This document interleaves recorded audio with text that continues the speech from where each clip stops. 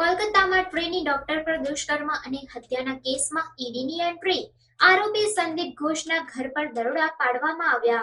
આરજીકર હોસ્પિટલની નાણાકીય અનિયમિતતાના કેસમાં ECIR નોંધ્યા પછી એન્ફોર્સમેન્ટ ડિરેક્ટોરેટ એટલે કે ઈડીએ હાવડાના સાકરાઇલ અને કોલકાતાના બેલેઘાટમાં દરોડા પાડવાનું શરૂ કર્યું. ઈડીએ આરજીકર હોસ્પિટલના પૂર્વ પ્રિન્સિપાલ સંદીપ ઘોષના ઘરે પણ દરોડા પાડવાનું શરૂ કર્યું છે. સંદીપ ઘોષ અને અન્ય 3 લોકોની નાણાકીય અનિયમિતતામાં કથિત સંડોવણી બદલ ધરપકડ કરવામાં આવી હતી. ઘોષના સિક્યુરિટી ગાર્ડ અફસર અલી અને હોસ્પિટલના સેલ્સમેન બિપ્લવ સિંઘા અને સુમન હજારાની ધરપકડ કરવામાં આવી હતી. આ લોકો હોસ્પિટલમાં સામગ્રી સપ્લાય કરતા હતા. પ્રિન્સિપાલ તરીકે સંદીપ ઘોષના કાર્યકાળ દરમિયાન આરજીકર મેડિકલ કોલેજ અને હોસ્પિટલના ભૂતપૂર્વ નાયબ અધિક્ષક ડોક્ટર અખ્તર અલી દ્વારા સંસ્થામાં ઘણા કેસોમાં નાણાકીય અનિયમિતતા અંગેની ફરિયાદ દાખલ કરવામાં આવી હતી, જેમાં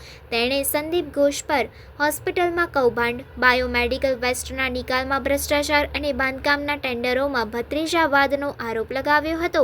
કોલકાતા પોલીસ પહેલા આ મામલે તપાસ કરી રહી હતી. હાઈકોર્ટના આદેશ બાદ CBIએ પણ આ તપાસ પોતાના હાથમાં લીધી.